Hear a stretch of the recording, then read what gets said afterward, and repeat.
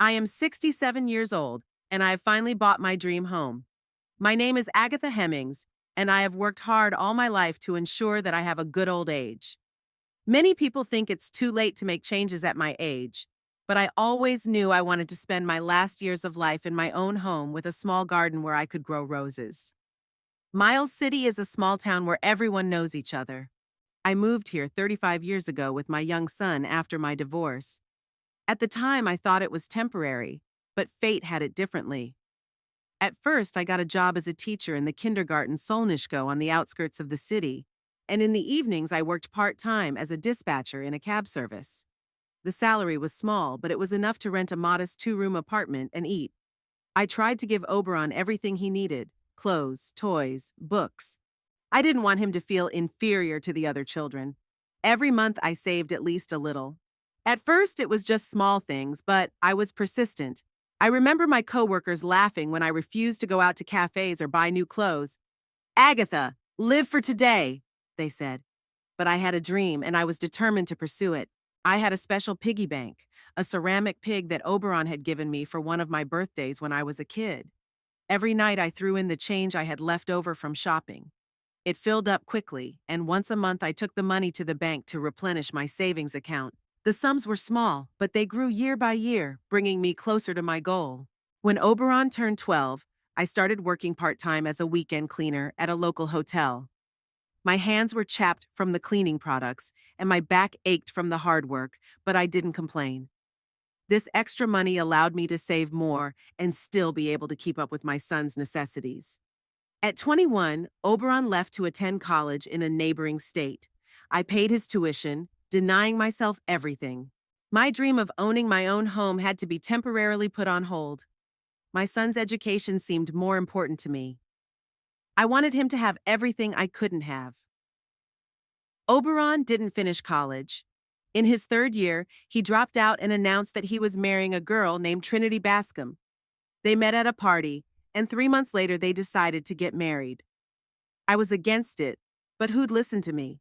They had a modest wedding without my involvement.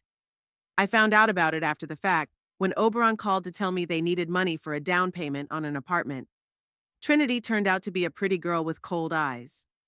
The first time we met, she took an appraising look at my apartment and puckered her lips. "Now I see why Oberon didn't want me to come here," she said then. I remained silent, even though it hurt me to hear it.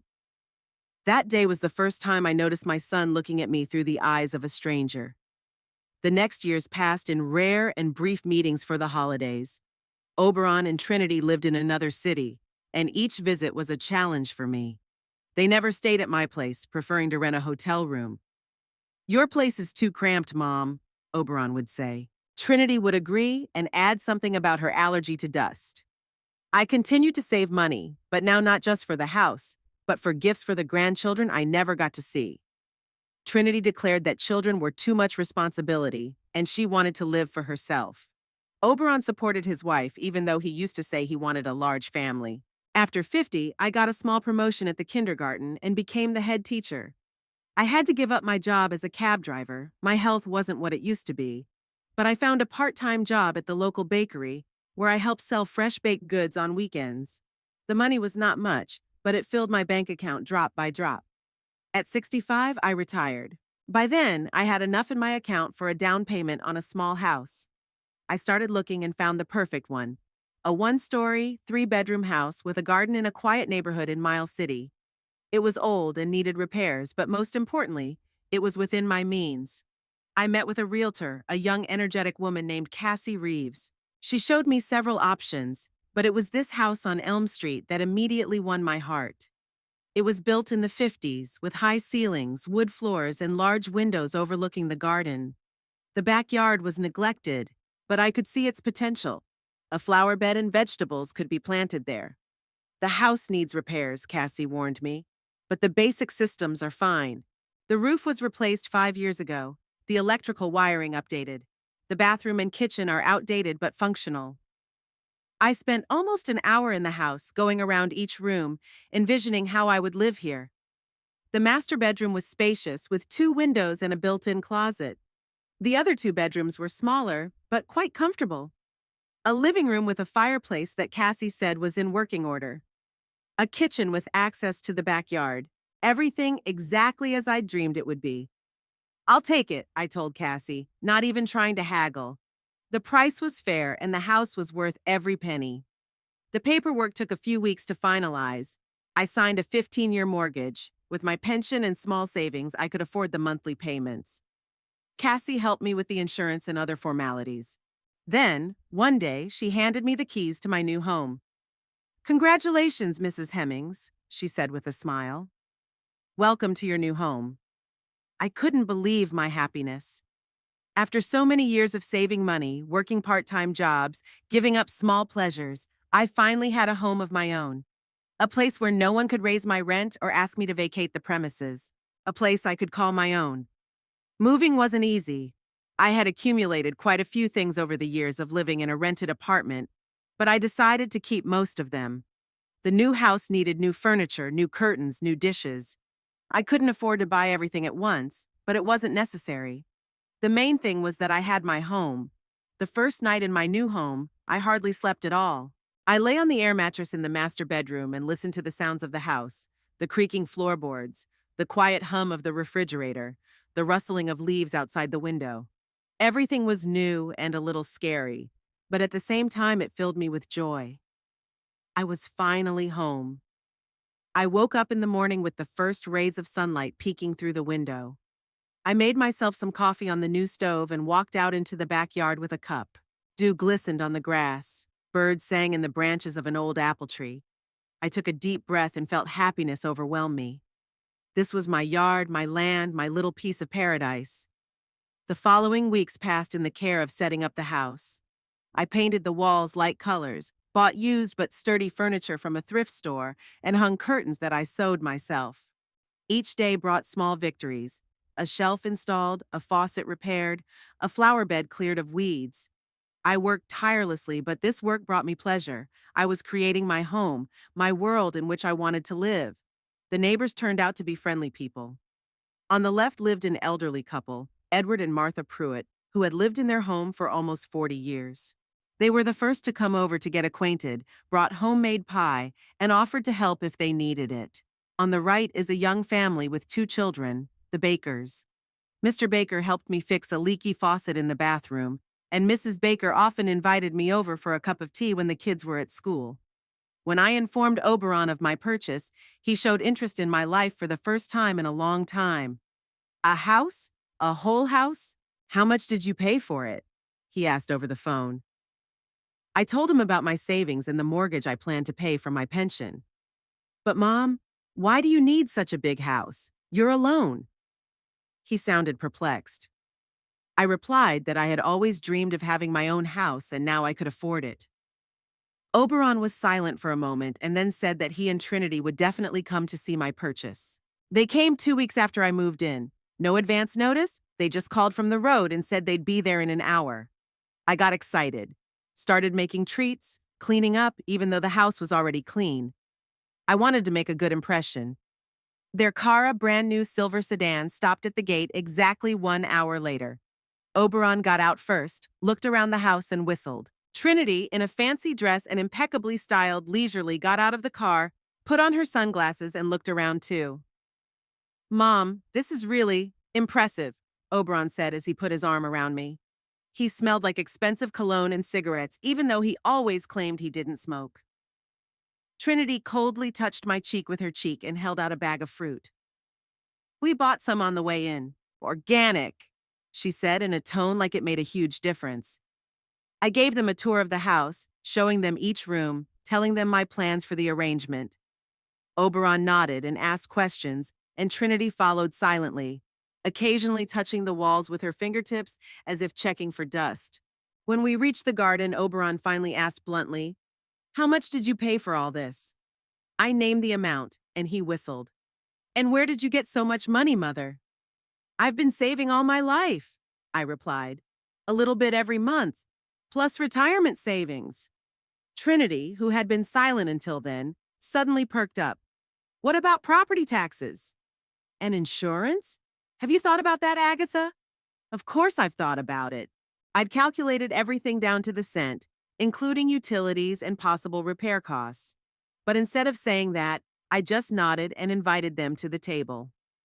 Over lunch, Oberon asked me about the neighbors, the neighborhood, the accessibility of transportation. Trinity barely ate, just picking at her salad with her fork and occasionally sipping water from a glass. When I suggested they stay the night, since there were 2 spare bedrooms in the house, they looked at each other and declined. "We have a room booked at the inn," Oberon said. "Plus, Trinity has an important video conference tomorrow, and she needs stable internet." I didn't insist. As I walked them to the car, I was suddenly relieved to be alone in my house. A strange feeling for a mother, but I couldn't deny it. Oberon and Trinity left, but their visit left a strange feeling behind. I couldn't pinpoint exactly what was bothering me. Maybe too many questions about the value of the house, or Trinity's remarks about taxes and insurance, as if I wasn't capable of taking care of my finances, or the way Oberon looked at each room as if assessing its value. Over the next few days, I tried not to think about it, focusing on fixing up the house and garden. I bought rose bushes of various varieties and planted them along the south side of the house, where there was the most sun. I planted a small vegetable garden for herbs and vegetables. I hung a bird feeder on an old apple tree. Oberon called once a week, wondering how things were going with the house.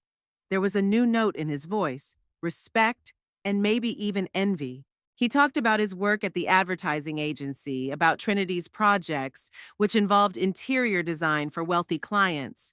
Not once did he ask if I needed help or if I was having a hard time alone in the big house. "You know, Mom," he said in one of those calls, "Trinity and I are thinking about buying a house. The apartment is getting cramped and the rent keeps going up." "That's a good idea," I replied. "Having your own place is stability." "Yes, but prices are so high now," he sighed. "We wish we had your practicality and ability to save money." I could have told him about the years of deprivation, about how I had denied myself the bare necessities to pay for his education and whims, about working 3 jobs so he could have everything he wanted. But instead I just said, "It starts small. Set aside a little each month." He laughed. "Mom, that's no way to live now. You have to take everything from life while you're young. Besides, we have our own way of life, you know that." Yes, I knew. Their lifestyle included expensive restaurants, brand-name clothes, vacations twice a year in exotic resorts. They never denied themselves any pleasures, believing they were living in the moment. At the same time, Oberon regularly asked me for money, which he never repaid. Our relationship with my son was always complicated. I loved him unconditionally as only a mother can. But over the years, I saw his faults more and more clearly. His selfishness, his habit of living beyond his means, his inability to appreciate what he had. Maybe it was my own fault. Maybe I spoiled him too much as a child, trying to compensate for his father's absence. Or maybe I worked too hard and didn't spend enough time raising him. Trinity only reinforced these traits in Oberon's character. She was ambitious and materialistic. For her, only the external trappings of success mattered. Expensive things, prestigious vacation spots, the right acquaintances. She looked down on me, barely concealing her contempt for my modest lifestyle. To her, I was just an old woman who was somehow important to her husband, but with whom there was nothing to talk about. I tried to ignore her coldness, for Oberon's sake. But with each of their visits, it became more and more difficult, especially after Trinity said they didn't want to have children. That was a hard blow to me. I'd always dreamed of grandchildren, of a big family gathered around a holiday table. But Oberon and Trinity had other plans. "Children are too much responsibility," Trinity said. "We're still young. We want to live for ourselves." And now, in my new home, I thought about the fact that maybe it was for the best. I had my own world, my own piece of happiness that I had created with my own hands. Maybe I shouldn't try to squeeze people into that world who don't belong here. Even if those people are my own son and his wife. It's been 3 months since I moved in. The house was slowly transforming, becoming cozy and settled. I learned to navigate in it with my eyes closed, knew every creak of floorboards, every crack on the walls. It was my home, my refuge, my fortress. The morning usually started the same way. I woke up with the first rays of sunlight peeking through the bedroom window. I would leisurely prepare breakfast, make tea, and walk out onto the back porch with a cup. Sitting in a wicker chair, I watched the garden wake up, the flowers blooming, the birds coming to the feeder, the dewdrops glistening on the leaves of the rose bushes. After breakfast, I usually worked in the garden, weeding, watering, pruning. My roses had already begun to bloom, filling the air with a subtle fragrance. I planted different varieties, tea roses, variegated floribunda, to bloom all summer long. Next to the roses is a small vegetable garden, tomatoes, cucumbers, herbs, nothing special but enough to provide myself with fresh vegetables.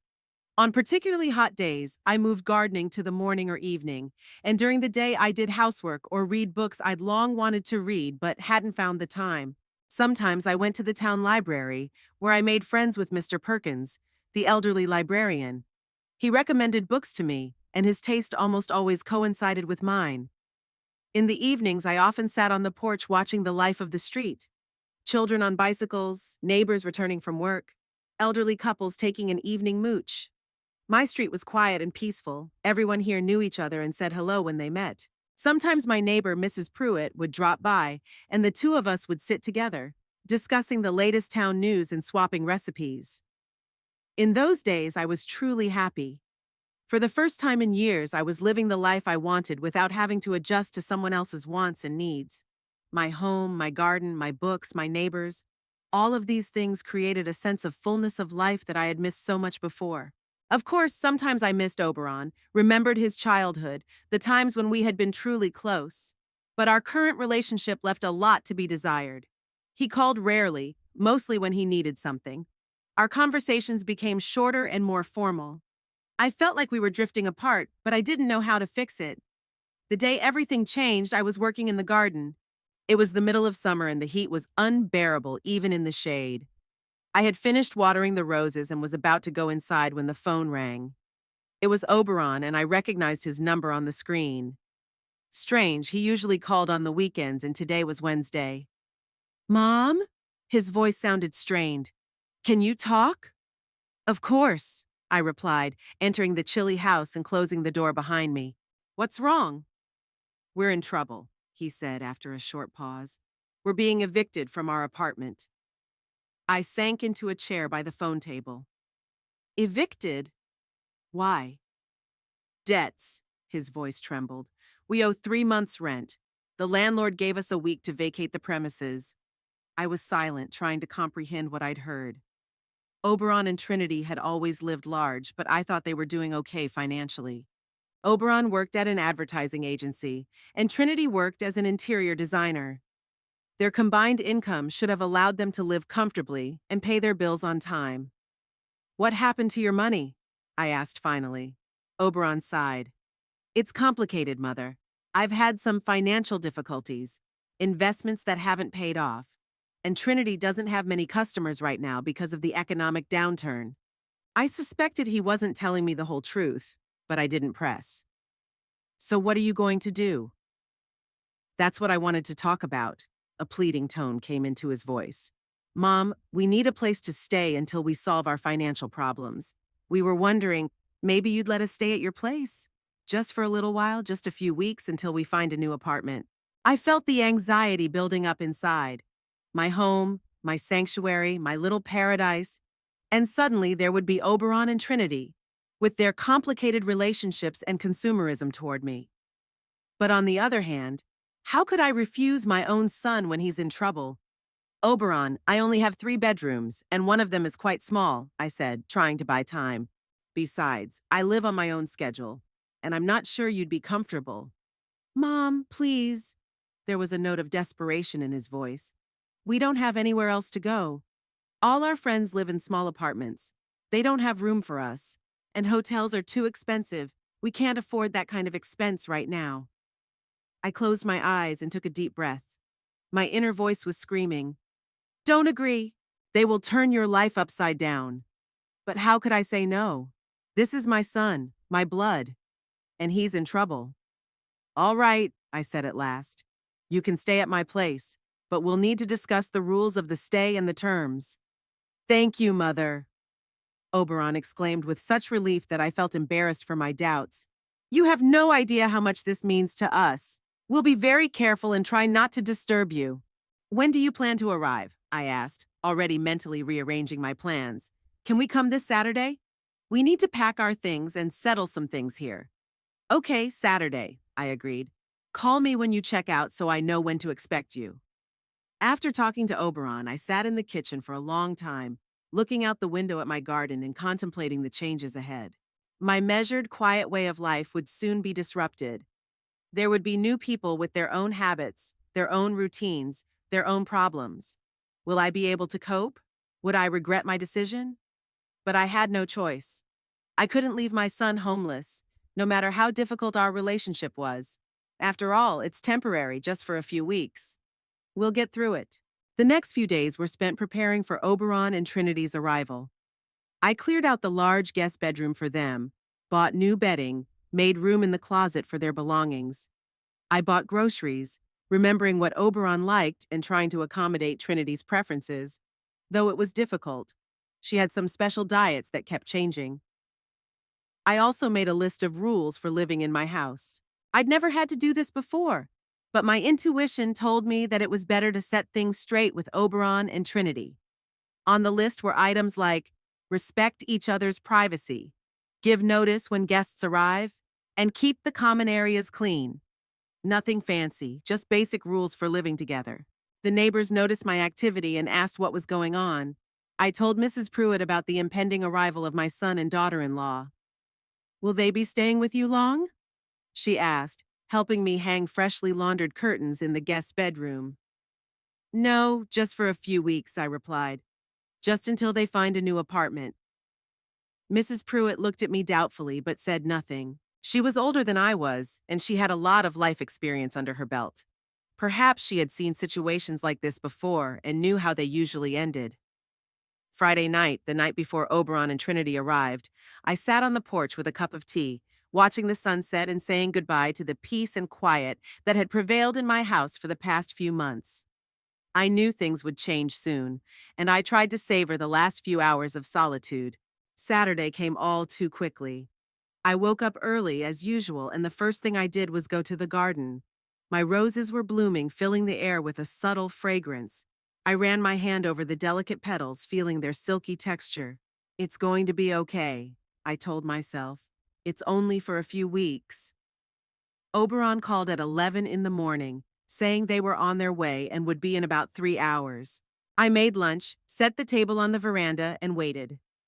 The time dragged slowly, and every now and then I looked at my watch and went outside to see if their car had shown up. Finally, around 3 o'clock in the afternoon, I heard the sound of a car pulling up. I looked out the window and saw a familiar silver sedan pull up in front of my house. Oberon was the first to get out of the car, followed by Trinity.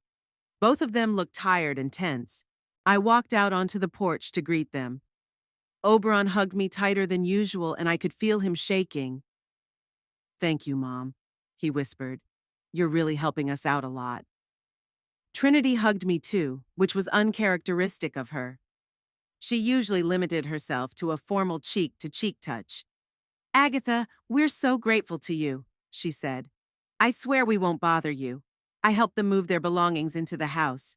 For people who had been evicted from their apartment, they had a surprising amount of luggage: suitcases of clothes, boxes of books, and personal belongings, even some furniture they had decided not to leave in their old apartment. "We couldn't take everything," Oberon explained, pulling another suitcase into the house. Some things had to be sold or left behind. I showed them to their room, helping them place their things. Trinity looked around the bedroom with a critical expression on her face, but didn't say anything. I noticed her run her finger over the dresser, as if checking for dust, and she wrinkled her nose a little. But then she caught my gaze and gave me a quick smile. "It's fine, Agatha," she said. "Very cozy." After all the things were brought into the house, I invited them to dinner.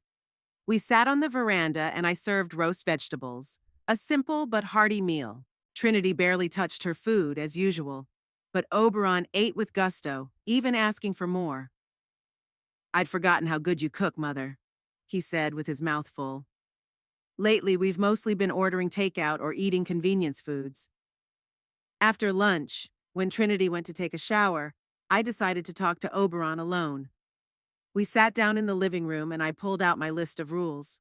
Oberon, I want you to understand that I'm happy to help you in a difficult situation, but I have my own way of life, my own habits.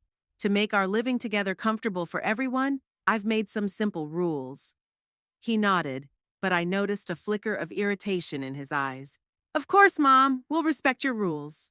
I began to read the list. Respect personal space, warn of guests, keep the common areas clean.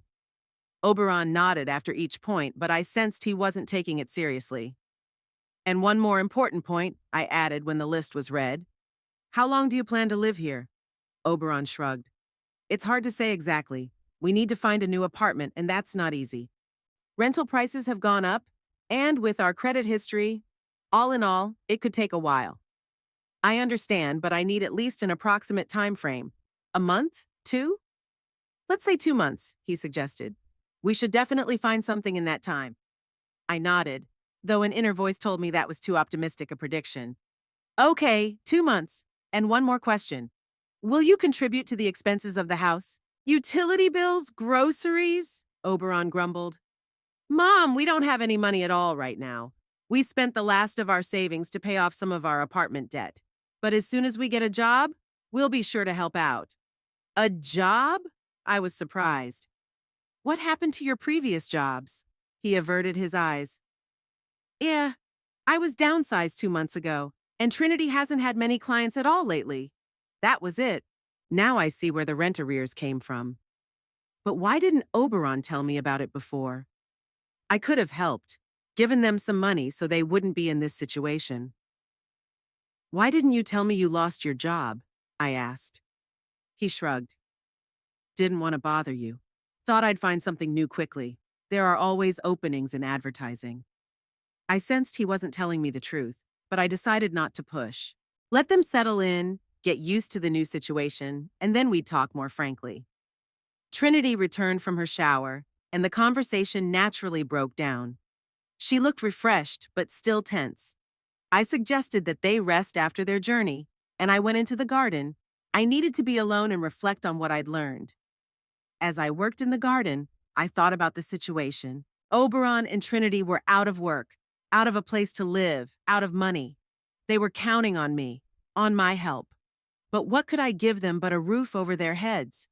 My pension was modest, barely enough to cover my own needs and mortgage payments. I didn't have enough money to support 2 more adults. On the other hand, how could I say no to them? This is my son, my blood. I've always tried to give him the best, even when it meant giving up my own wants and needs. Maybe now I should put his interests above my own.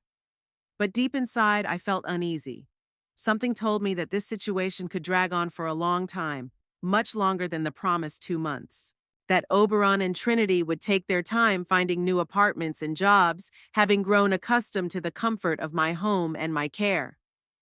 In the evening, we had dinner together, and I showed them how to use the washing machine, where the spare towels were, how to adjust the air conditioner.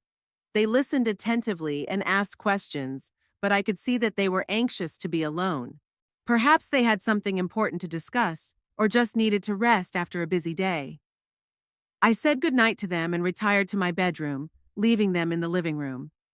As I lay in bed, I could hear their muffled voices, but I couldn't make out their words. They talked for a long time, sometimes raising their voices, but not enough for me to understand what they were saying. I fell asleep late, with a heavy heart and a vague premonition that my life would never be the same again. That this day was the beginning of a new chapter, one that might be much more difficult and painful than I had imagined. I woke up later than usual in the morning, knocked out of my usual rhythm. The house was quiet. Oberon and Trinity were still asleep. I quietly made my breakfast, drank tea on the veranda, and went to work in the garden, trying not to make any noise so as not to wake the guests. They showed up around noon, sleepy and a little confused. Oberon was the first to ask where the coffee was, and Trinity asked if I had skim milk and whole wheat bread. I shook my head. I didn't have those products. I preferred simple, traditional food. That's okay, Trinity said with a strained smile. I'll make a trip to the store and buy what I need. With what money? I wanted to ask, but I kept silent. I didn't want to start the day with an unpleasant conversation. After breakfast, Oberon said that he and Trinity wanted to go into town to look at apartment listings and stop by a few employment agencies. I was glad to hear that they were wasting no time and were actively looking for solutions to their problems. Take my car, I offered. I'm not going anywhere today. They left in the afternoon and returned late in the evening. I was starting to worry, but I didn't call. They were adults, and I didn't want to seem intrusive. When they finally showed up, they both looked tired and disappointed. How was your day? I asked, heating up dinner for them. Oberon sighed heavily. Not great. The apartments are either too expensive or in terrible condition, and the agency said it's not a good time to look for work. Summer, everyone's on vacation, new projects aren't starting. But you're not going to give up, are you? I asked, trying to encourage them. Of course not, Trinity replied. It just takes time. Things will get better, you'll see. I nodded, though doubt gnawed at me from the inside. Something in their demeanor, in their words, made me think they weren't looking hard enough for a job and a place to live. Maybe they had already accepted the idea that they would be living with me for an indefinite period of time. And so began our days under the same roof. Oberon and Trinity usually got up late, ate breakfast, then went out to look for something and came back in the evening with the same news. They hadn't found anything suitable. They needed more time. I tried to believe them, to support them, but every day my anxiety grew. A week after their arrival, I noticed that money started disappearing from my wallet. Not large amounts, but noticeable enough for me. $50 here, $100 there. I didn't want to think that Oberon or Trinity might have taken it without asking, but I couldn't find any other explanation. One evening as we sat at dinner, I decided to bring it up. Oberon, you didn't take money from my purse? I asked bluntly. He choked on his water and coughed. Trinity threw him a quick glance, then turned to me. Agatha, what are you talking about? How can you suspect us of stealing? I'm not talking about stealing, I replied calmly. I'm just asking if Oberon took money. Maybe he needed cash right away and forgot to tell me. Oberon finally stopped coughing and looked at me guiltily. Mom, I'm sorry. Yes, I took some money. We needed to pay for gas and buy some groceries. I was going to tell you, but I forgot. I'll pay it back as soon as I get a job.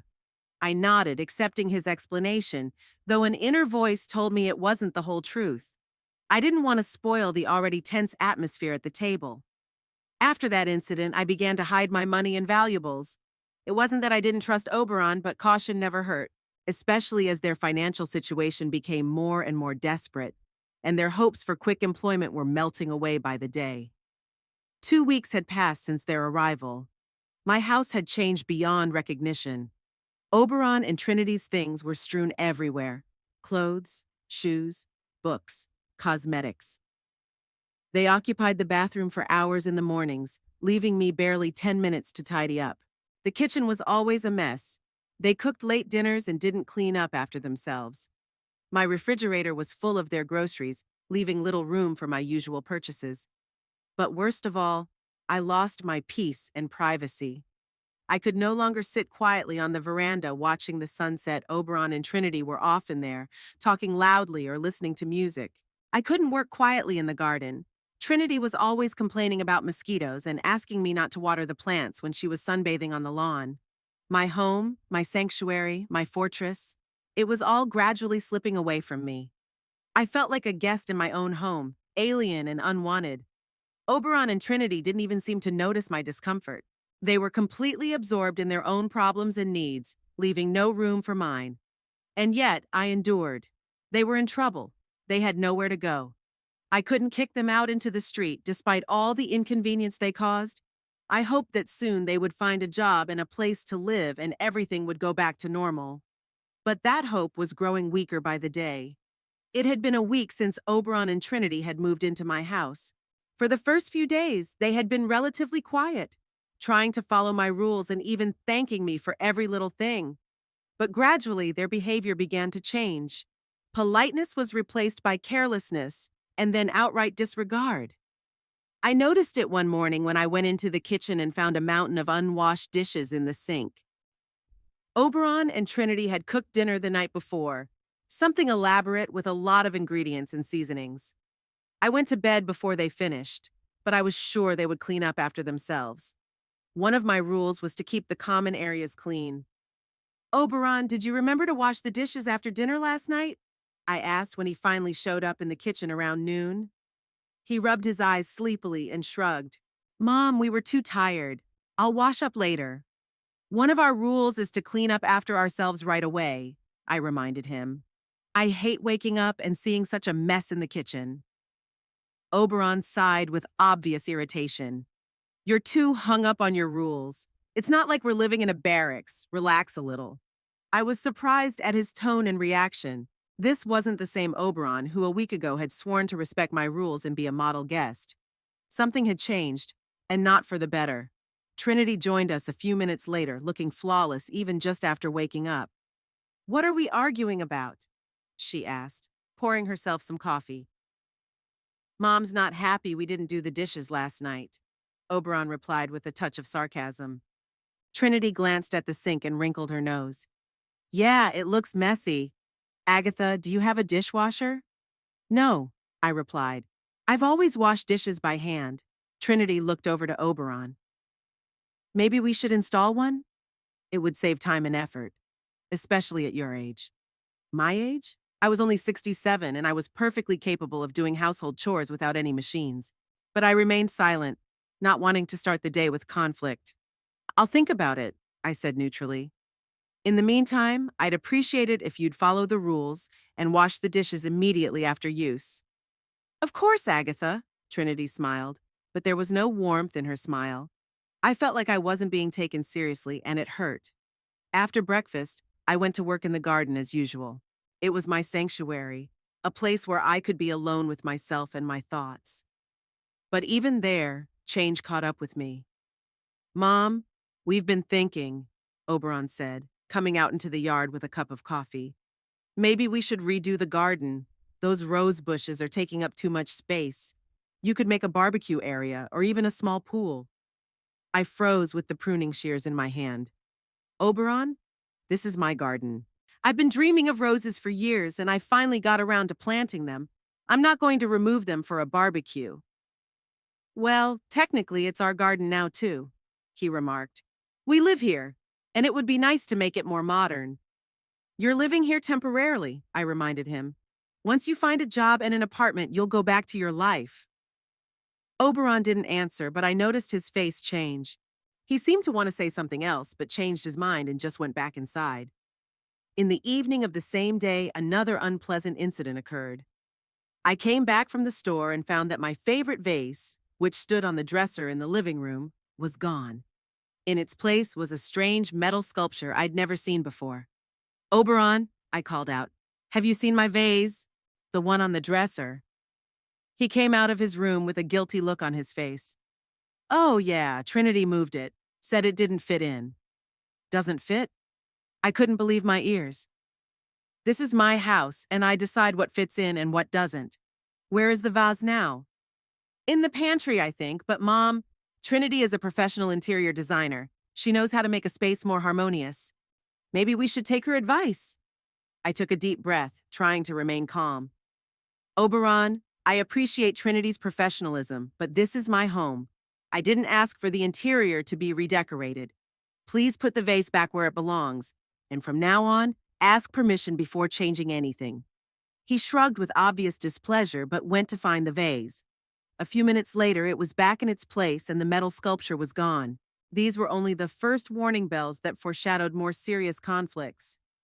Each day, Oberon and Trinity pushed my boundaries more and more, invading my personal space and breaking my rules. They started inviting guests over unannounced. One day, I returned from the library and found 4 strangers in my living room, laughing loudly and drinking wine from my glasses. Oberon introduced them as his friends who just stopped by to say hello. These short visits often dragged on well into the night, disrupting my sleep and routine. They rearranged the furniture to their liking. My favorite armchair, which stood by the window overlooking the garden, was suddenly in the corner because that's the best way to distribute the space. Paintings on the walls changed places, books on the shelves moved, even flower pots on the windowsills did not escape their improvements. They began to control what I cooked and ate. Trinity was constantly talking about healthy eating, organic foods, and a gluten-free diet. She would throw out foods from my refrigerator, deeming them unhealthy, and replace them with her own obscure and expensive foods. When I protested, she would reply with a disarming smile. Agatha, we're just concerned about your health. At your age, you need to be more careful about your diet. There was that phrase again, at your age. They said it more and more often, as if I were a feeble old woman unable to make decisions about my own life. Agatha, at your age, you shouldn't be gardening on your own. We can hire a gardener. Mom, it's dangerous to drive a car at your age. Maybe we should sell it. At your age, such a big house is more of a burden than a pleasure. Have you thought of something more compact? This last phrase was spoken at dinner 3 weeks after their arrival. Trinity said it casually, as she was putting on her salad, but I sensed there was something more behind it. What do you mean? I asked, looking her straight in the eye. Trinity glanced over to Oberon as if they had discussed this conversation beforehand. Well, a house this big requires constant upkeep. 3 bedrooms for one person is too much. Plus, there are a lot of stairs, high thresholds, all of which can be dangerous if you have balance or vision problems. I don't have balance or vision problems, I replied firmly. And I like my house just the way it is. Of course it's fine now, Oberon interjected. But we're thinking about the future. You know, there are excellent nursing homes with 24-hour care, medical attention, and a community of peers. You might want to think about that. I set my fork aside, my appetite gone completely. I'm 67, not 97. I'm not going into a nursing home. No one's talking about moving immediately. Trinity tried to soften the situation. It's just worth considering options for the future. And the house? Well, Oberon and I could buy it. At a fair price, of course. That was it. Everything fell into place now. They weren't just trying to control my life, they wanted my house. The house I'd paid for with years of labor and hardship. The house that was the realization of my dreams. My house is not for sale, I said, getting up from the table. And this conversation is over. I left for my room, feeling my hands shaking with anger and resentment. How could they? How could my own son suggest that I move into a nursing home to take possession of my home? I couldn't believe this was really happening. The next morning, I got up early and went to the garden, needing the solace that working with plants gave me. But even there, I was met with some unpleasant surprises. My favorite rose bushes had been pruned, and not just pruned, but savagely cut down, stripped of most of their flowering branches. Trinity's pruning shears and gardening gloves were lying nearby. I couldn't hold back the tears. I'd grown these roses with such love, each bush so special to me. And now they had been mutilated by the ruthless hand of a man who understood nothing about gardening. Oberon found me there, sitting on a bench, crying. Mom? What's wrong? He asked with feigned concern. Who let Trinity touch my roses? I asked, not hiding my anger. He looked around and shrugged. She just wanted to help, said the bushes were getting too big and needed pruning. That's not pruning, that's destruction, I exclaimed. She killed half the bush. Now they won't bloom until next year. Don't be dramatic, Mom. They're just flowers. They'll grow back. Just flowers? I couldn't believe my ears. They're my roses, in my garden, in my house, and I never allowed anyone to touch them. Oberon sighed with the look of a man talking to a cranky child. Mother, we live here. This house is ours to share now. And so is the garden. We have the right to make changes. No, you don't, I objected. You're here temporarily. Guests, not hosts, and I expect you to respect my rules and my property. He looked at me with some strange expression, a mixture of pity and annoyance. Maybe we should have a serious talk about the future, Mom. About your future and the future of this house. We have nothing to talk about, I retorted. My future is tied to this house, period. I walked away, not wanting to continue this conversation. But I felt that this was only the beginning, that Oberon and Trinity wouldn't back down so easily, especially now that I realized their true intentions. The following days passed in a tense atmosphere. Oberon and Trinity no longer pretended to be polite guests. They openly ignored my rules, invited friends over unannounced, occupied the bathroom for hours on end, and cooked noisy dinners until late at night. My home became a place where I felt unwelcome.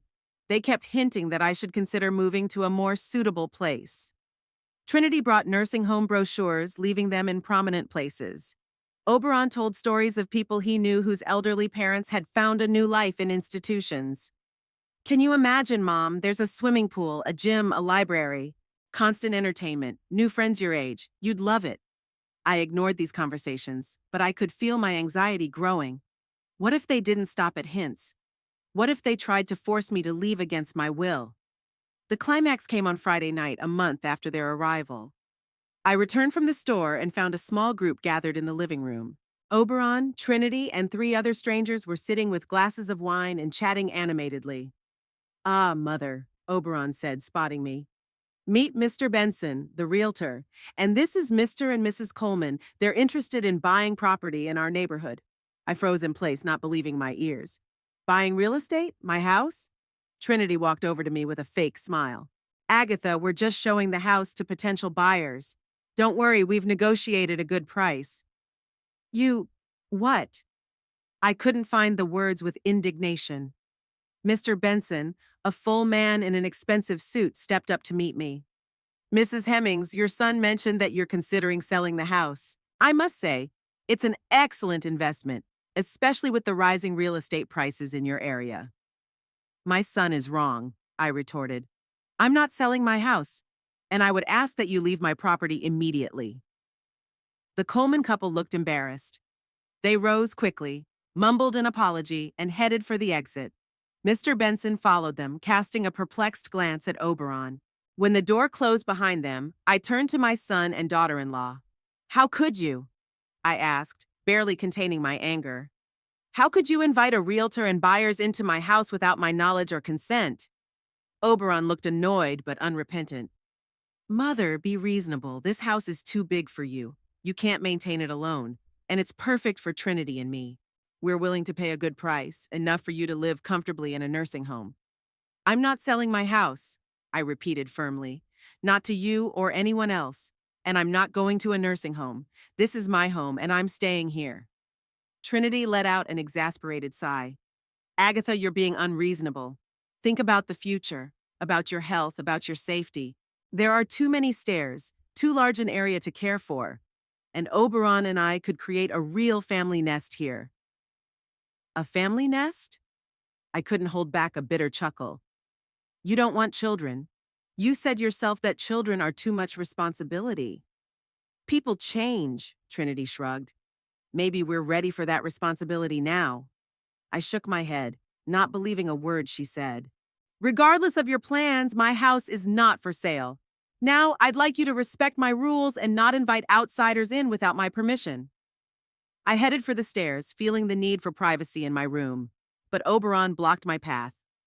His face contorted with anger, the mask of politeness finally falling away. "Enough, Mother," he said quietly, but with such fury that I stepped back involuntarily. "Stop pretending you're still in control. This house is too good for you. You can't take care of it. You can't maintain it. This is a place for a young family, not a lonely old woman." I was shocked by his words, by his tone, by the contempt with which he looked at me. Was this really my son? The boy I had raised with such love and care? "Oberon, I'm asking you to step back and let me pass," I said, trying to speak calmly, though everything inside was trembling. "No, Mother," he didn't budge. "It's time you heard the truth. Trinity and I are staying here. This is our home now, and you'd better find somewhere else. Something smaller, simpler, something suitable for your age and status." "My status?" I couldn't believe my ears. "What status?"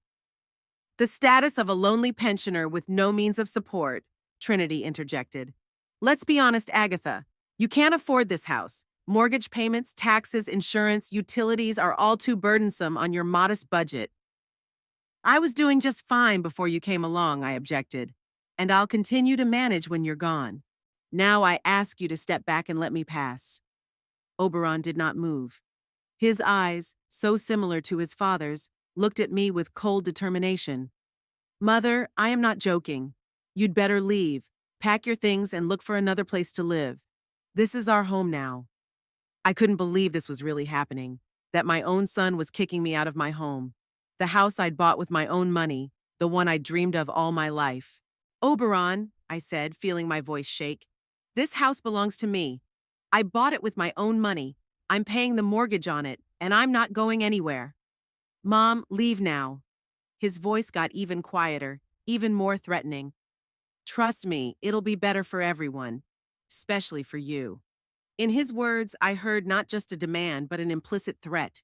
What did he mean by that? What were they going to do if I refused to leave? I looked at my son and didn't recognize him. Where had that little boy I loved so much gone? That teenager I'd given everything I had to make him happy? That young man whose education I had paid for? Denying myself everything? There was a stranger standing in front of me, cold, calculating, ready to throw his own mother out on the street for material gain. That night I couldn't sleep. I lay in my bed, listening to every sound in the house, afraid that Oberon and Trinity might do something while I slept. Their words, full of threats and disdain, wouldn't leave my mind. How could my own son do such a thing? How could he change so much from a sweet boy to a cold, calculating man ready to kick his own mother out of her home? By morning, I had made a decision. I had to leave temporarily. Not because I had given up or recognized their right to my home, but because I needed space to think, to gather my strength and plan my next steps. It wasn't safe to stay under the same roof with people who were openly threatening me. I waited until Oberon and Trinity left for another meeting and quickly packed a small bag with the most essential items. Then I called my longtime friend Eleanor Brooks, who I'd worked with at the daycare center together for years. Ellie, I need your help, I said, trying to keep my voice calm. Can I stay with you for a few days? Agatha? What's wrong? Eleanor immediately sensed something was wrong. I briefly explained the situation without going into details. I was ashamed to admit that my own son was trying to take my house away from me. Come at once, Eleanor said without hesitation. My door is always open to you. I left a short note on the kitchen table. Gone away for a few days. Please do not touch my things or invite strangers into my home. Then she locked her bedroom door, grabbed her bag, and left the house without looking back. Eleanor lived in a small apartment on the other side of Miles City. It was a modest but cozy dwelling, filled with books, plants, and souvenirs from her travels. She welcomed me with open arms and a cup of hot tea. Tell me about it, she said as we settled into her small living room. What's really going on? And I told her everything, how Oberon and Trinity had come asking for temporary shelter, how they had gradually begun to make their own rules in my house, how they had openly declared that the house was theirs now and I had to leave. With each word, I felt lighter, as if the weight that had been pressing down on me all these weeks was slowly falling away. I always knew Oberon was selfish. Eleanor shook her head when I finished. But to go to this extent, that's crossing all boundaries. I don't understand what happened to him, I sighed. I always tried to give him the best of everything, even if it meant giving up my own wants and needs. And this is how he repaid me. It's not about what you did or didn't do, Agatha. Eleanor took my hand. Some people are just like that. They take and take and take, never thinking about giving something back in return. We talked until late into the night. Eleanor was not only a good listener, but a wise counselor. She didn't rush to conclusions, didn't offer easy solutions, but asked questions that made me think and analyze the situation from different angles. What are you going to do next? She asked when we finally decided to go to bed. I don't know, I answered honestly. I don't want to lose my house, but I also have no idea how to fight with my own son. Get some sleep, Eleanor said. The morning is wiser in the evening. Tomorrow we'll come up with a plan of action. I lay down on the fold-out couch in the living room, but sleep wouldn't come. My thoughts swirled in my head, returning to the same question. How did it all come to this? Where had I gone wrong in raising Oberon? Could this have been prevented if I had done things differently? In the morning after breakfast, Eleanor suggested a walk around the city. You need to clear your head, she said, and I want to show you something. We left the house and walked leisurely through the familiar streets of Miles City. The day was clear and warm. People were hurrying about their business. Children were playing in the park. An ordinary, peaceful picture so far removed from the storm that was raging in my life. Eleanor led me to a small building on the outskirts of town. The sign above the entrance read, Gamblers Anonymous Group. Meetings every Tuesday and Thursday at 7 p.m. Why are we here? I asked, not understanding. I didn't want to tell you yesterday so as not to add cause for concern, Eleanor replied. But I've seen Oberon here a few times. He came to meetings, but he never went inside. Just stood at the entrance, smoked, and then left. I was shocked.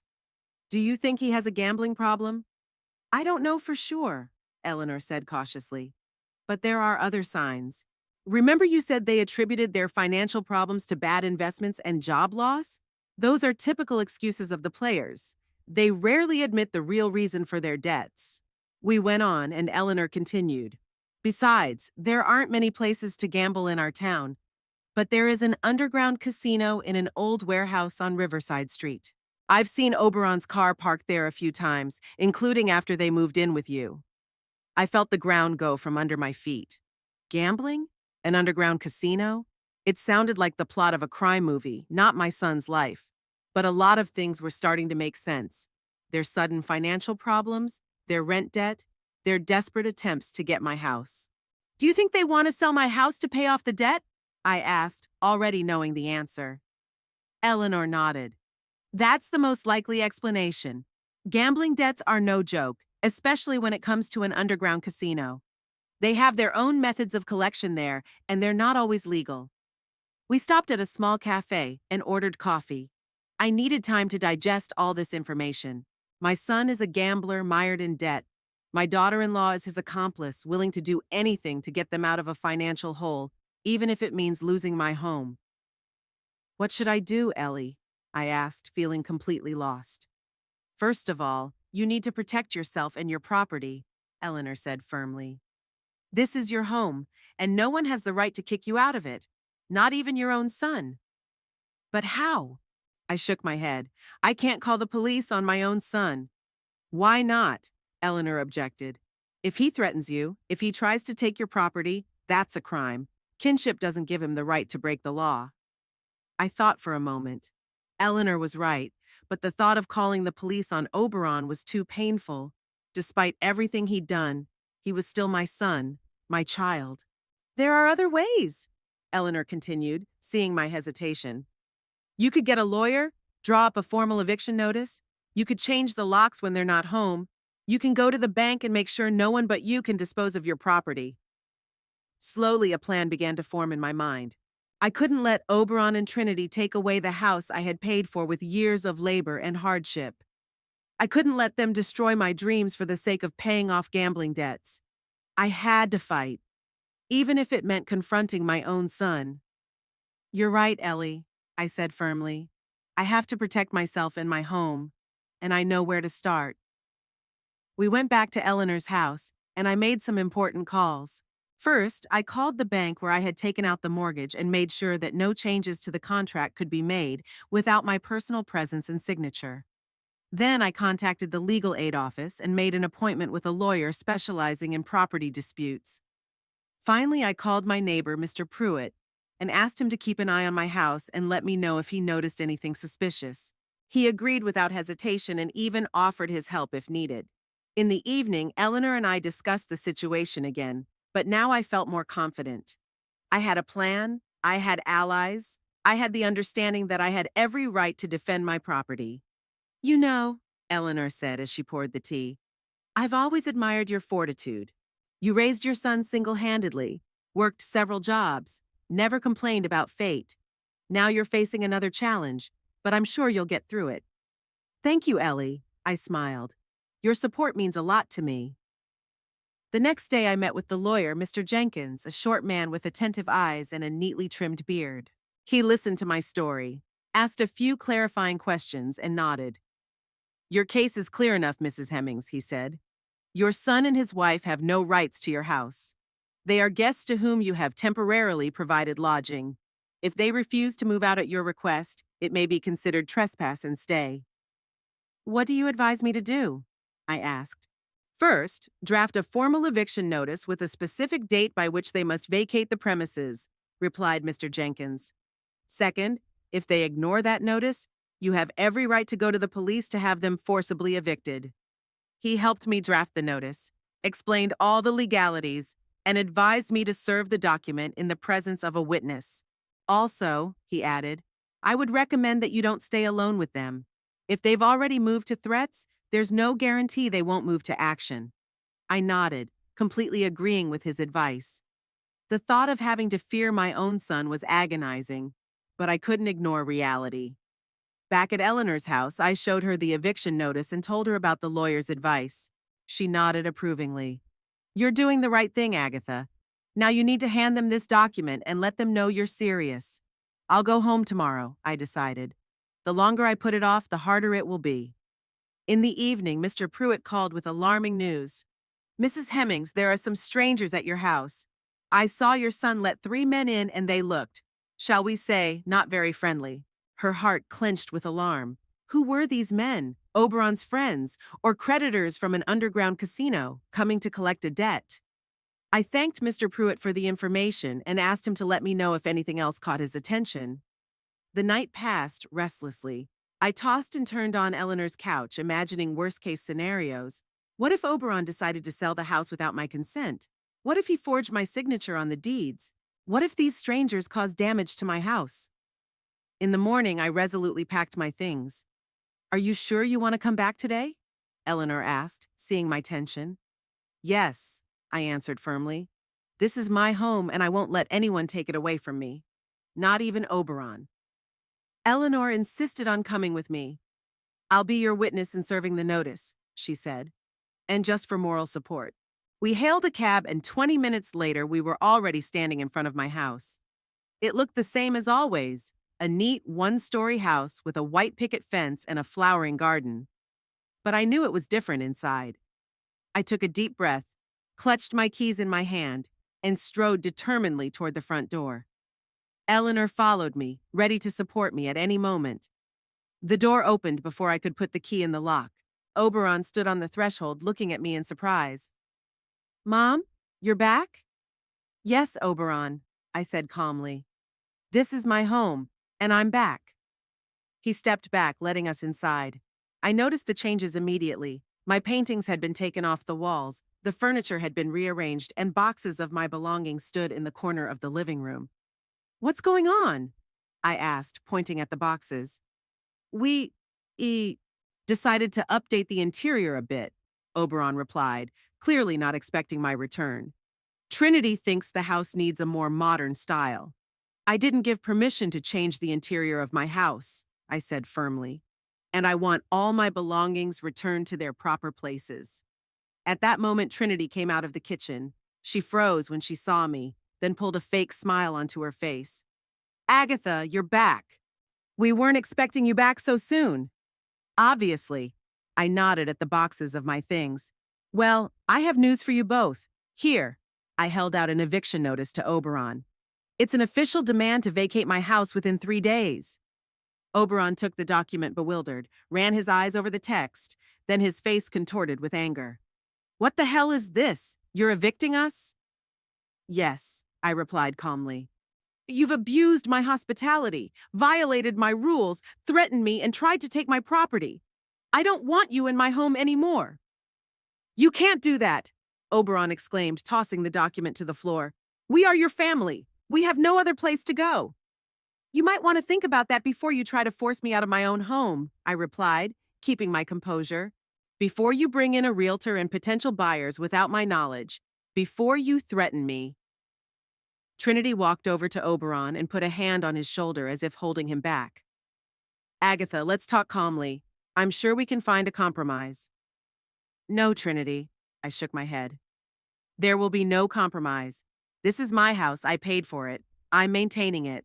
And I want you both out of it within 3 days. Oberon took a step forward, his face contorted with rage. You don't realize what you're getting into, Mother. I'm in serious trouble. The people I owe don't mess around. They might come here and then... I know about your gambling problem, Oberon, I interrupted him. And I'm sorry you're in that situation. But that doesn't give you the right to take away my house. If you need help, there are special rehabilitation programs. There are support groups for players. He looked shocked. Where did you? That's not important. I didn't want to give Eleanor away. What matters is that I know the truth, and I won't let you use my house to solve your problems. Trinity's face suddenly changed, dropping her mask of politeness. You don't realize who you're dealing with, Agatha. These people will stop at nothing. They can harm not only us, but you as well. Are you threatening me, Trinity? I asked, feeling the anger building up inside. No, she backed away. I'm just giving you a warning, for your own good. My good is my home and my independence, I replied firmly. And I will defend them with every means at my disposal. If you don't vacate the house within 3 days, I will call the police. You wouldn't dare, Oberon hissed. I am your son. Yes, you are my son, I agreed, and that makes your betrayal all the more painful. But I won't let you manipulate me with that fact. You're a grown man, Oberon, and you must be responsible for your actions. Eleanor, who had been silently watching our conversation, walked over to me and took me under her arm. Agatha has said all she wants to say. The notice has been served. The terms are clear. 3 days, no more. We headed for the stairs leading to the second floor where my bedroom was. But Oberon blocked our way. Where are you going? To my bedroom, I replied. I want to make sure all my things are in place. No. He didn't move from his spot. You're not going in there. I felt my anxiety rising. What is he hiding? What is there in my bedroom that I shouldn't see? Oberon, it's my house and my bedroom, I said, trying to speak calmly. I'm going in there whether you want me to or not. No, he repeated, his voice shaking with tension. You don't understand. There are people there. People? In my bedroom? I was shocked. Trinity walked over to him and whispered something in his ear. Oberon shook his head, keeping his eyes on me. No, she has to know, Mom. He took a deep breath. We're in trouble. Serious problems. The people I owe came this morning. They took some of your things as collateral. I felt the ground go from under my feet. My stuff, taken as collateral? What exactly did they take? I asked, already dreading to hear the answer. Your jewelry, Oberon replied, averting his eyes. The ones that were in the jewelry box on my dressing table. And the deeds to the house. This was too much. My jewelry, among which were family heirlooms passed down to me by my mother. The deeds to the house, without which I couldn't prove my ownership. This was no longer just a breach of trust, it was a real crime. I'm calling the police, I said, pulling out my phone. Immediately. No! Oberon tried to snatch the phone from me. You don't understand! These people are dangerous! If you call the police, they'll... Get away from me, I backed away, clutching the phone tightly. I'm not going to let you or anyone else intimidate me in my own home. Eleanor stepped between us, protecting me. Oberon, stop. You're only making things worse. If you really care about your mother, help her get her things and papers back. Oberon looked lost, torn between fear of the creditors and the realization that he had gone too far. I can't. They won't give the stuff back until I pay back what I owe them. How much do you owe them? I asked. A lot, he answered quietly. More than I can pay back. And you thought to solve that problem by selling my house? I couldn't hide the bitterness in my voice. He nodded without looking me in the eye. I didn't see any other way out. There's always another way out, Oberon, I said. You could have sought professional help. You could have declared bankruptcy. You could have been honest with me about your problems instead of trying to trick me into taking my house. I dialed the police despite Oberon's protests. I reported the theft of personal belongings and documents, the threats, the attempted real estate fraud. The dispatcher assured me that a patrol car would be on the scene in 10 minutes. While waiting for the police, we were all silent.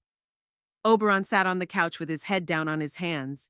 Trinity paced nervously around the room, casting angry glances at me.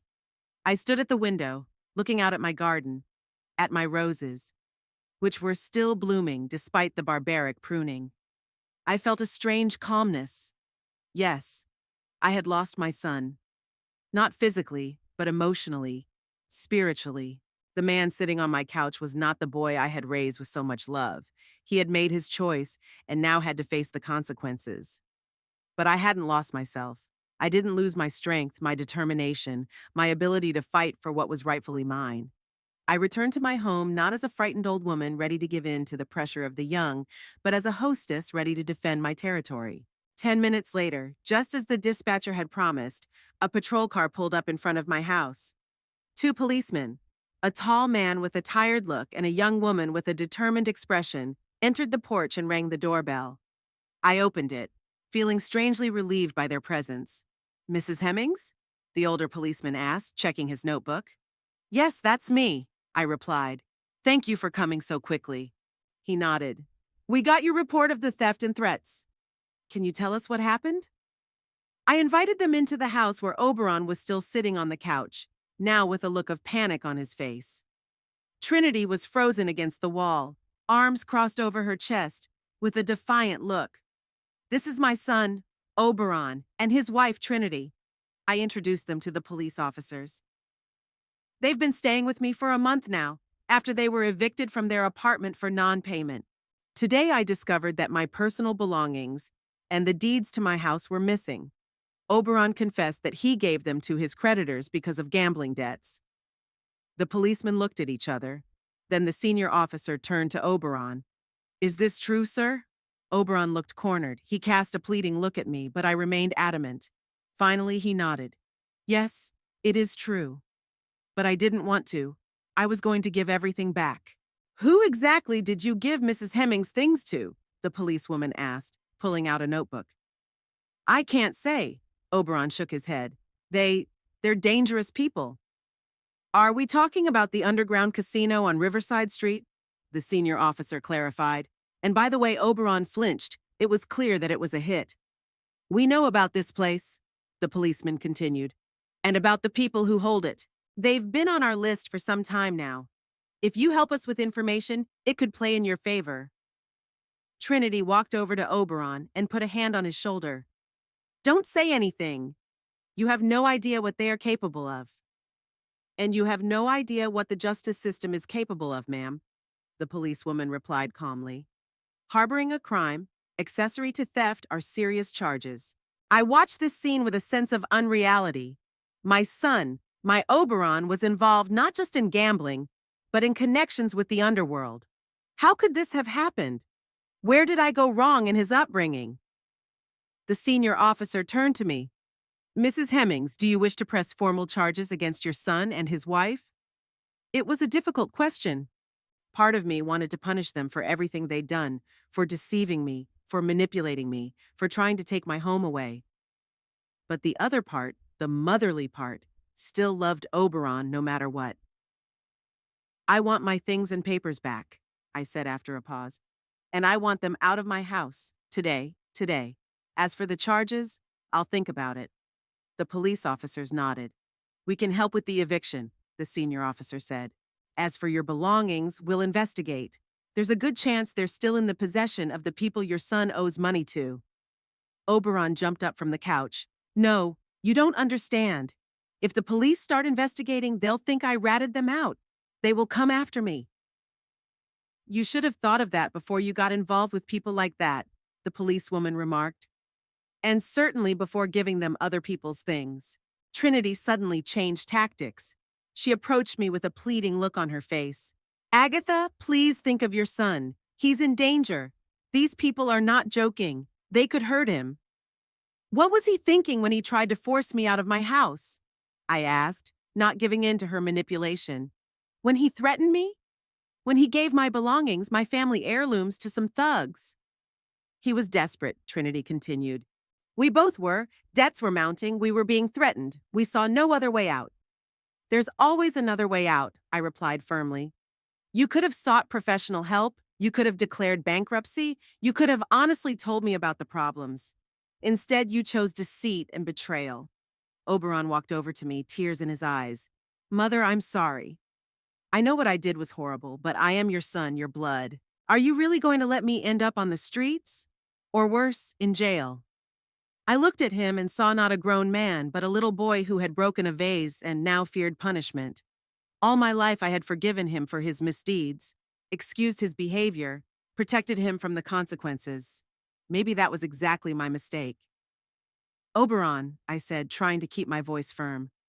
I have always loved you, and I always will. But love doesn't mean letting you ruin my life or your own. You're a grown man and you have to be responsible for your actions. But Mom, he started, but I held up my hand, stopping him. I won't press charges if you help the police get my things and papers back, but I want you and Trinity out of my house tonight, and I don't want to see you until you admit your mistakes and change your behavior. His face contorted with anger and despair. You're throwing us out on the street? Your own son? Where are we going to go? You're adults, I replied calmly. You'll find somewhere to go. Maybe this will be the first step to taking responsibility for your own lives. Trinity began packing, slamming closet doors and drawers loudly. Oberon stood there without moving, as if he couldn't believe this was actually happening.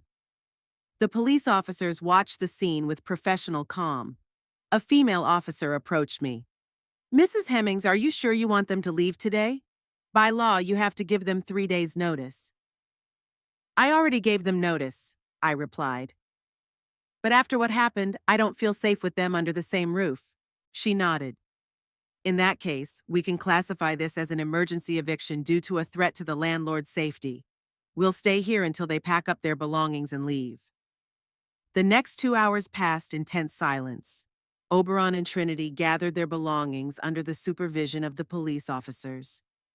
I sat in the kitchen with Eleanor, who stayed by my side the whole time, supporting me with her presence. You're doing the right thing, Agatha, she said, squeezing my hand. It's hard, but necessary. I nodded, not trusting my voice. A storm of emotions raged inside me. Anger, resentment, frustration, but also deep sadness. I was losing my son, not physically, but emotionally. The rift that had occurred between us could prove insurmountable.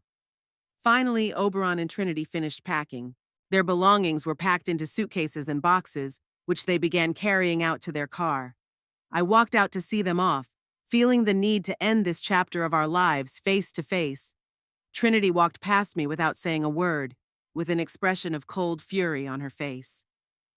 Oberon stopped on the porch, looking at me with a mixture of resentment, anger, and, I wanted to believe, remorse. I didn't think you were capable of such a thing, he said quietly, kicking your own son out on the street. And I didn't think you were capable of trying to take the house away from your own mother, I replied. Apparently, we were both wrong about each other. So what now? He asked. We'll never see each other again? I sighed. That's up to you, Oberon. When you're ready to admit your mistakes, take responsibility for your actions, and truly change, my door will be open, but not before. He stared at me for a long moment, as if trying to find a loophole in my words, an opportunity for manipulation. But when he couldn't find it, he just nodded and walked to the car, where Trinity was waiting for him. I stood on the porch watching them drive away. Part of me wanted to run after them, to stop them, to tell them I forgave everything, that they could stay. But I knew that would be wrong, for them and for me. Sometimes love means setting boundaries, even if it hurts. The police officers approached me as Oberon's car disappeared around the corner. We'll contact you as soon as we have news of your belongings, the senior officer said. In the meantime, I recommend changing the locks and installing a security system. I thanked them for their help and they left, leaving me alone with Eleanor in my now quiet and empty house. How do you feel? Eleanor asked when we returned to the living room. Emptiness, I answered honestly. Like a part of me was gone with them. But also, relief, like a huge weight had been lifted off my shoulders. She nodded understandingly. That's normal. You just went through a very difficult ordeal. Give yourself time to heal. That evening, Eleanor stayed with me. We cooked dinner, cleaned up the house after Oberon and Trinity's hasty departure, talked about everything and nothing. Her presence was the anchor that kept me grounded in reality, kept me from sinking into regret and self-recrimination. Before I went to bed, I went out into the garden to get some fresh air and collect my thoughts. My roses, despite the barbaric pruning, were still blooming, showing remarkable resilience. I thought I could follow their example of recovering from what seemed like irreparable damage. The next few days were filled with practical concerns. I changed the locks, installed the security system, returned my belongings to their places from the boxes Oberon and Trinity had put them in. Slowly, the house became mine again, cozy, peaceful, filled with warmth and light. A week later, a police officer called with good news. They had raided the underground casino and found my belongings and documents. Oberon, it turned out, had cooperated with the police by providing information about the establishment's activities and its owners. Perhaps this was the first step to fixing him. I got my jewelry and house papers back. Some things were missing. They had probably already been sold or given to someone else. But the most important things were back, and that was the main thing. Life was slowly falling into a new direction.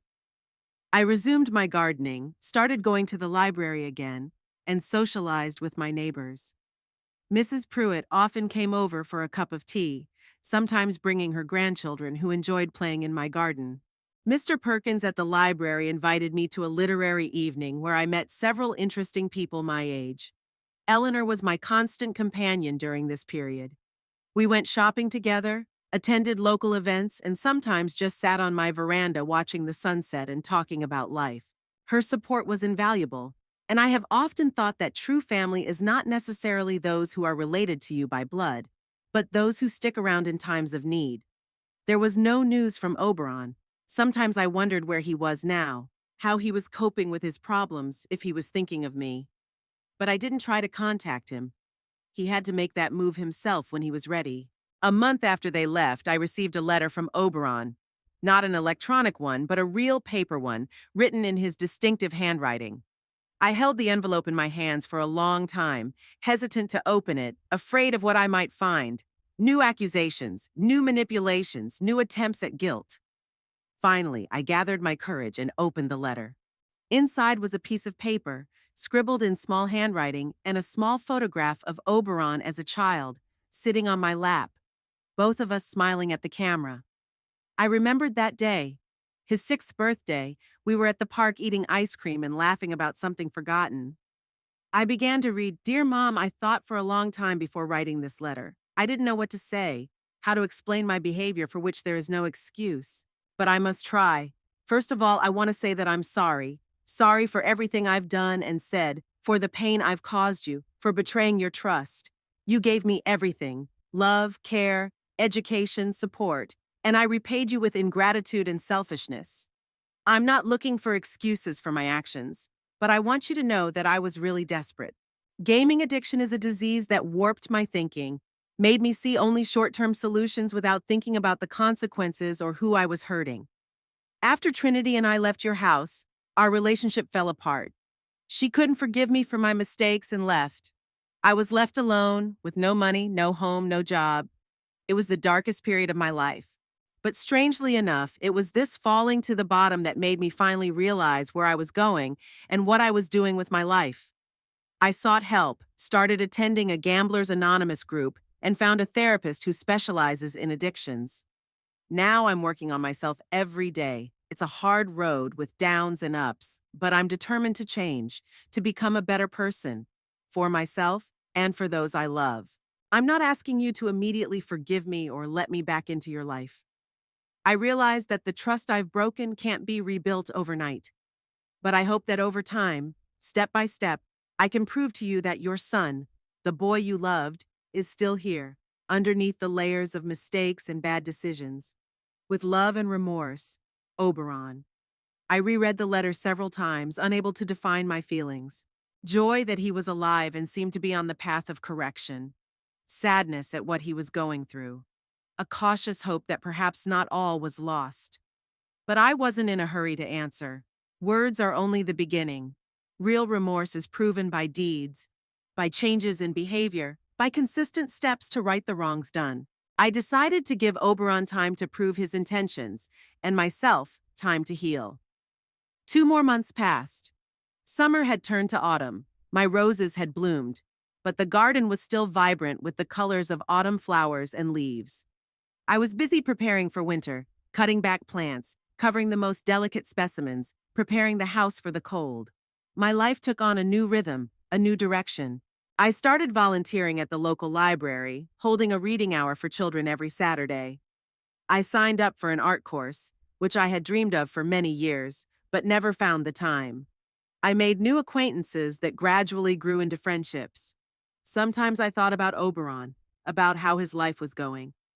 He didn't write or call anymore, respecting my desire for distance.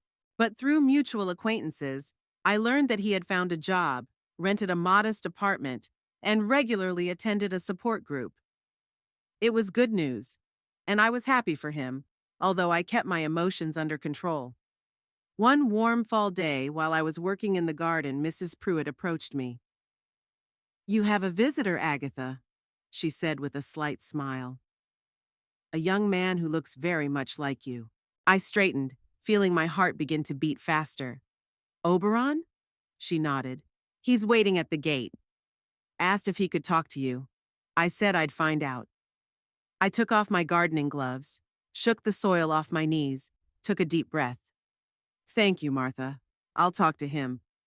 Oberon stood at the gate, shuffling nervously from foot to foot. He looked different, thinner, with a more serious expression, wearing simple, modest clothes instead of the usual designer clothes. When he saw me, his face lit up with an uncertain smile. "Hi, Mom," he said quietly. "Can we talk?" I stared at him, trying to find in his eyes, in his posture, in his voice, signs of the old Oberon, manipulative, selfish, willing to do anything for his own gain. But I saw only weariness, remorse, and hope. "Come in," I said, opening the wicket. "We can talk on the veranda." We sat in wicker chairs, a table with a vase of fall flowers between us. Oberon wrung his hands nervously, hesitant to start a conversation. "How are you?" I asked, breaking the silence. "Better," he replied. "Much better than I was, yeah. I'm working on myself. Every single day. It's not easy, but I'm trying." I nodded. "I heard you found a job." "Yeah," he smiled slightly. "It's nothing special. I work at a bookstore. The pay is small, but I like it. The people, the books, the quiet atmosphere, that's what I need right now." We talked some more about his life, about mine, about little things and important things. I didn't ask about Trinity, and he didn't mention her. The conversation was casual, but beneath the surface I could feel the tension of unspoken words and unresolved feelings. Finally, Oberon pulled himself together. "Mother, I've come to say I'm sorry. Truly sorry. What I have done is unforgivable. I betrayed your trust, tried to take away what you hold dear, hurt the man who has always loved me unconditionally. I don't expect you to forgive me right away, or ever. But I want you to know that I realize my mistakes and I'm working on never repeating them." I stared at him, feeling different emotions struggling in my soul. Motherly love, wanting to forgive all at once, caution, reminding me of past disappointments, hope that people really can change. "I appreciate your words, Oberon," I said finally. "And I trust that you are sincere right now. But trust is a fragile thing. It's easy to break and very hard to rebuild. It will take time, a lot of time, for us to build a new relationship." He nodded, tears glistening in his eyes. "I understand. And I'm willing to wait as long as it takes. To take small steps, to prove my sincerity day by day." We talked for another hour before he left, promising to call next week. I didn't know how that conversation would turn out, whether it would be the beginning of a new phase of our relationship or a one-time episode. But for the first time in a long time, I felt not bitterness and disappointment at the thought of a son, but cautious hope. That evening, I sat on the veranda watching the sunset and reflecting on the vicissitudes of life. 3 months ago, I thought I had lost my son forever, that our relationship was irretrievably ruined. Today, there is a faint ray of hope that perhaps all is not lost. But even if our relationship with Oberon was never fully restored, I knew I could handle it. The past few months have taught me a lot. The strength that is within me, the value of true friendship, and the importance of setting and maintaining healthy boundaries. I've learned to live for myself without feeling guilty or selfish, to take care of my needs, to follow my desires, to enjoy life to the fullest. My home became a true sanctuary, a place where I felt safe, a place that reflected my personality and my values.